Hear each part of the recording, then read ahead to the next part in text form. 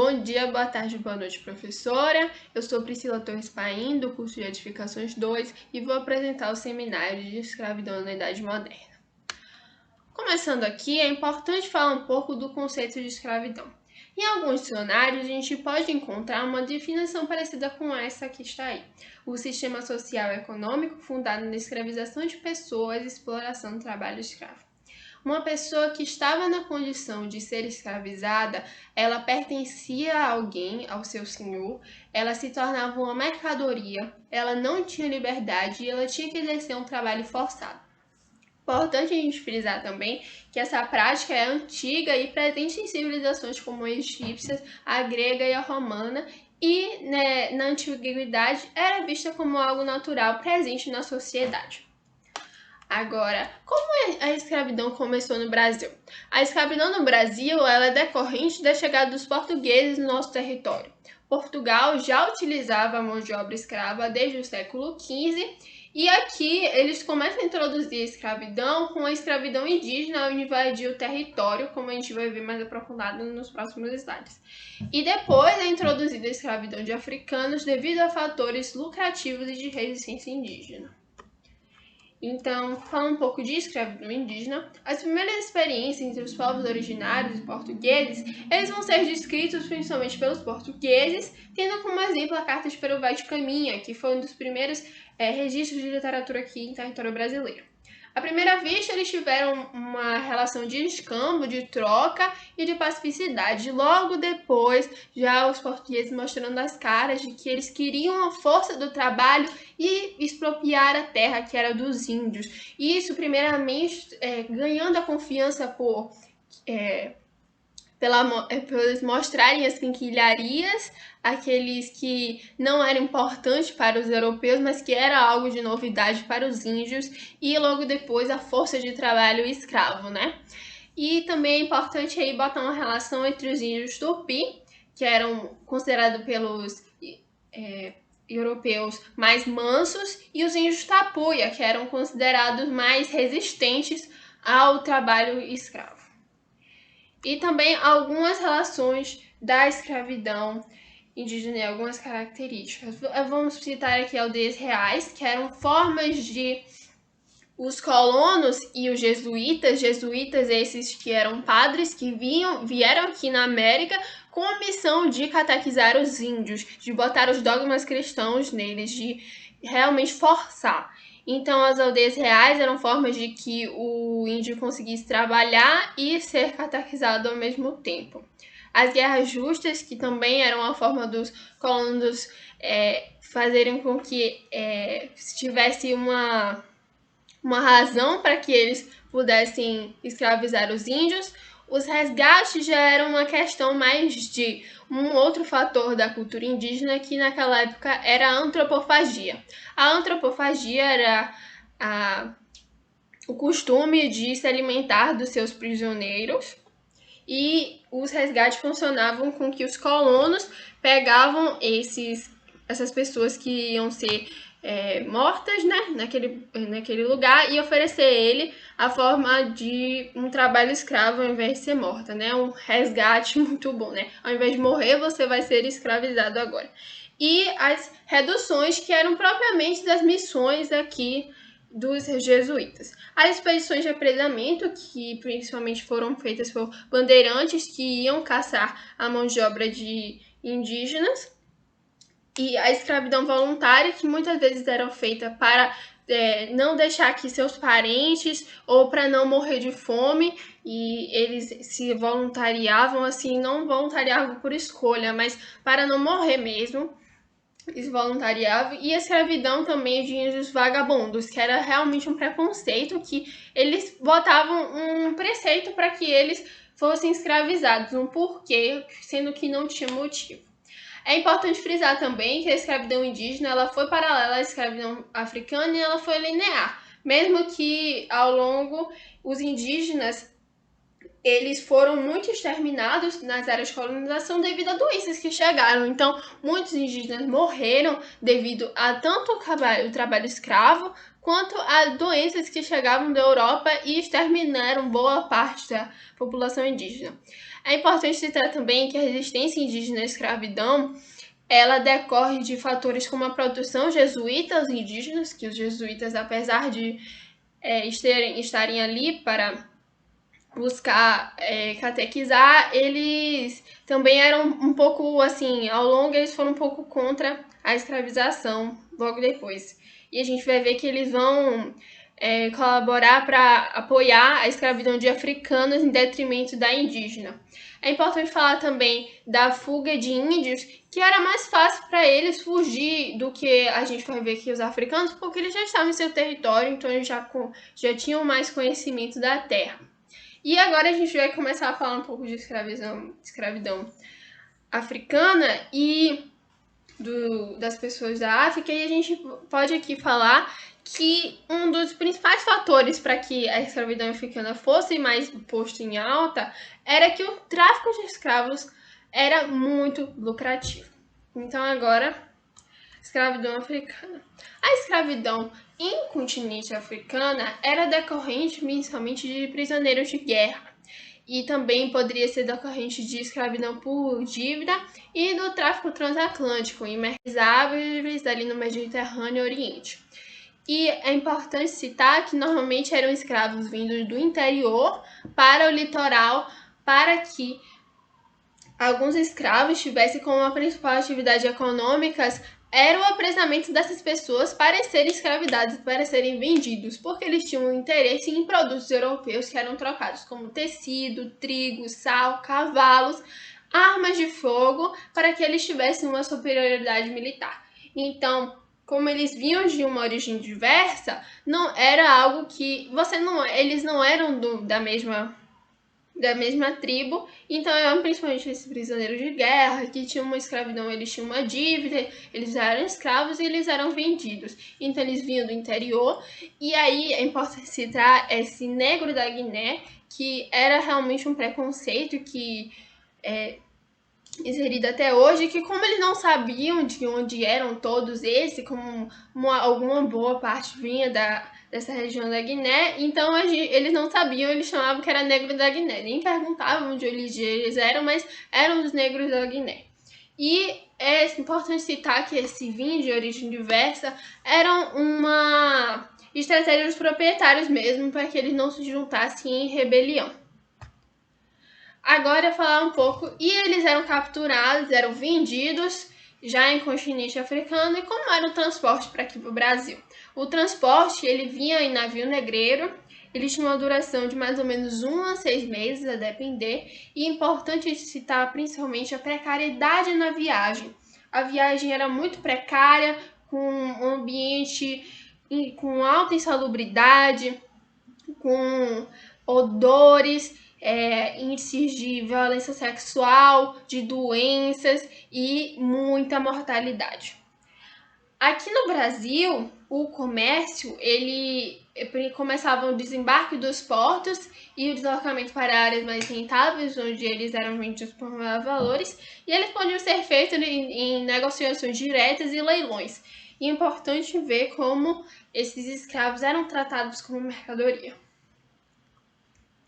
Aqui, quando eles chegaram no Brasil, a maioria trabalhava em plantações nessa época. O latifúndio e o plantation, que era a maior forma de plantação, e com a ausência de mão de obra aqui em território brasileiro, era a vantagem que essa mão de obra fosse uma mercadoria, né? E o trabalho coletivo, ele tinha, de vários escravos, ele tinha um comando unificado ali do senhor, e é importante ver a complexidade da diversidade das atividades da fazenda de engenho e a larga escala de produção.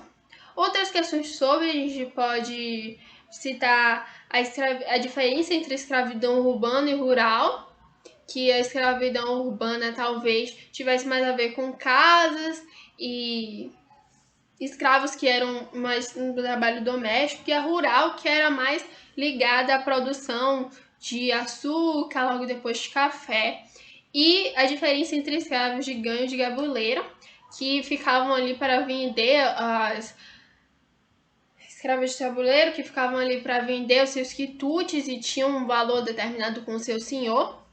e ali ganhavam uma pequena porcentagem ali do que foi a diferença e conseguiam juntar um determinado dinheiro às vezes, né? Agora, importante a gente citar também outra interferência da igreja na escravidão. Muitos dos africanos que chegavam, eles eram obrigados a se converter ao cristianismo. O objetivo principal era a cristianização com o envio de missionários, e a justificativa da catequese, ela vai se deslocar para o lugar onde serão levados. E vamos dizer assim que eles justificavam isso como uma forma de pegar pecados. E é importante a gente ver que eles tinham essa resistência com as religiões que eles já tinham trazido do seu continente, as religiões de matrizes africanas. Aqui a gente vai falar um pouco as moradias, onde os escravos, né, ficavam, eram senzalas, que elas poderiam ser divididas entre pavilhão, onde todos ficavam juntos, ali o barracão, onde ele era dividido entre masculino e feminino, e a cabana, que era utilizada para casais, que eles tinham assim um lugar mais fechado para ficar, mas isso não era comum, era só algum senhor que fazia como forma de agrado para aqueles casais. E nos trajes, na agricultura, as roupas eram mais simples e desgastavam com o tempo, com o sol, com o trabalho, e nas casas elas realmente tinham roupas melhores. E é importante frisar que na cidade, os escravos que estivessem nus ou seminus, eles podiam trazer multa aos senhores por atentado ao pudor. E é importante citar aqui também outro aspecto, que era nos domingos feriados, podiam ou não ter trabalho ou descanso. E é importante citar aqui a brecha camponesa, que eram realmente terras que os senhores cediam ali, seções, para que eles plantassem e pudessem ou suplementar sua alimentação ou vender e ganhar um pequeno dinheiro, né? E aí o pecúlio também, que era algo parecido ali para ganhar dinheiro. A escravidão, é importante citar que nesse contexto todo, ela estava espalhada no tecido social. Então, escravos tinham escravos, ex-escravos contratavam escravos. E agora falando um pouco sobre sexualidade e relações intersexuais. É importante citar que nessa época a sociedade ela é muito patriarcal. Então, as mulheres elas sofreram muito com violências e entre senhores, com os escravos mesmo. E as relações interpessoais entre essas, a gente podia ver que muitas vezes um casal se juntava ali e ia para sua cabana para forjar planos para conseguir fugir. E aqui falando um pouco agora sobre repressão. Os castigos nos escravos eram constantes, mesmo com denúncias que existiam, alguns mecanismos de denúncias. Mais comuns eram com chicotes, presos em pelourinhos, que eram estacas de madeira e ocorriam em praça pública, as chicotadas nos escravos. É importante ter também a máscara de Flandres, que era uma máscara de ferro que cobria a boca e às vezes os olhos para que impedir que eles ingerissem bebida alcoólica e depois em Minas de Ouro ingerissem ouro. E era uma forma assim de repressão muito violenta. A gente pode citar aqui também a pena de morte, que acontecia por alguma traição muito grande, que o senhor visse que era melhor perder a sua mercadoria e decretar uma pena de morte. É importante a gente frisar também que a violência era sistematizada durante a escravidão. E falar também de resistência. Alguns relatos de assassinatos aos senhores que os escravos cometiam, fugas e a formação de quilombos, que a gente vai citar aqui o mais famoso Quilombo dos Palmares, que era localizado na capitania de Pernambuco, onde hoje é território do estado do Alagoas, e quilombos eram realmente formação de escravos fugidos ali em sociedade. Aí é importante citar também a função do capitão do mato, que era realmente um capataz que ali capturar escravos fugidos. Era ataques, suicídios que eram infelizmente muito comuns naquela época, porque as pessoas sentiam saudade de casa. Isso realmente tinha um nome na época também chamado banzo, que era a tristeza tão grande que eles vinham a se suicidar. E as revoltas também que ocorriam, e eu vou citar aqui uma das mais famosas, que era a revolta dos malês, que foi organizada por africanos de origem muçulmana que fizeram a revolta onde hoje é a cidade de Salvador, no Campo da Pólvora. Aqui também, agora citar a alforria. A alforria era algo muito raro e, apesar de alguns escravos realmente conseguirem a alforria, a estrutura escravista ela se mantinha. Aqui eu botei um exemplo de carta de alforria. E logo depois, a abolição da escravidão, com a Lei Áurea, que a princesa Isabel escreveu, mas que não houve políticas públicas para os ex-escravizados. Então, como eles iam conseguir se manter agora que estavam livres, sendo que eles sempre tiveram essas condições de escravizados no nosso país? Aqui está a representação da Carta da Lei Áurea, né? E fontes históricas. Os documentos que a gente sabe sobre escravidão, eles não foram produzidos pelos escravizados, eles foram produzidos pelos aqueles que estavam não escravizados. Então, como a gente pode ter uma visão imparcial disso? Mas aqui eu cito o Muhammad Gardo Bakakwa, que foi uma exceção que conseguiu fugir e fez uma biografia. Ele foi escravizado, ele fez uma biografia contando tudo que sofreu durante a escravização. Então, uma forma de resistência aí, ele conseguiu escrever e que tudo isso reflete nos dias atuais. Será que é possível uma reparação, um pagar de dívida? Será possível mesmo reparar a memória de todo um povo?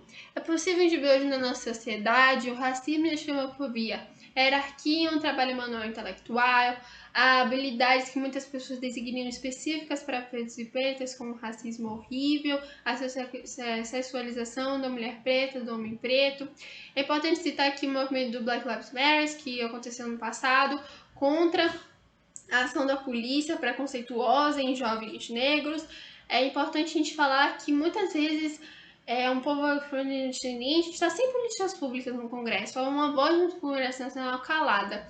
E é importante a gente citar aqui ações afirmativas, o conceito de cotas, que é muito importante, porque a gente realmente não tem como reparar toda a memória de um povo, mas a gente tem como realmente ter como uma reparação nesse aspecto. É importante citar aqui também o Dia da Consciência Negra, dia 20 de novembro, e a Lei 10.636 e a Lei 11.645, que garante o ensino de história e cultura afro-brasileira e indígena nas escolas. E a gente pode ver como uma lei como essa é um racismo institucional, porque a gente precisa de uma lei para falar da história do nosso país. Então, falar também da Chimamanda Ngozi Adichie, que é uma escritora nigeriana, e ela mostra pra gente em sua escrita, nos seus discursos, os perigos de uma história única, aquela que não foi contada por quem realmente sofreu, e sim daqueles que eram os opressores. A gente pode ver que nesse discurso, o perigo de história única que a Chimamanda fez no TED Talk e que virou realmente um livro com o seu discurso, a gente vê que ela fala bastante sobre os perigos de a gente só ouvir o lado da história daqueles que detinham poder e que podiam manipular muito bem a história de um povo. E aquele povo, a gente tem que dar voz para ele. É importante a gente ver também na escrita da Chimamanda, a última novela que ela escreveu foi Americaná, que ela, na personagem dela, ela mostra como a personagem dela sofre com esse discurso muito preconceituoso que algumas pessoas tinham do seu continente, né? A Ifemelu, ela vai para os Estados Unidos como forma de garantir melhores condições de estudo, e lá ela sofre bastante preconceito. E é importante ver como esse período da história única ele contribuiu para esse preconceito que a personagem sofreu. E, infelizmente, a gente não pode dizer que a escravidão acabou. A escravidão ainda é presente. A gente vê muitas notícias, como eu botei aqui, algumas manchetes muito recentes, de trabalho análogo à escravidão. Não só aqui no Brasil, mas em outros lugares do mundo. E quando isso tudo vai acabar? Sabe? É alguma coisa que a gente realmente precisa pensar.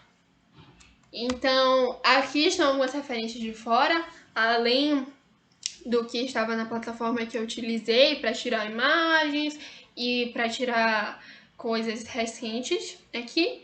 E é isso. Muito obrigada pela sua atenção, professor.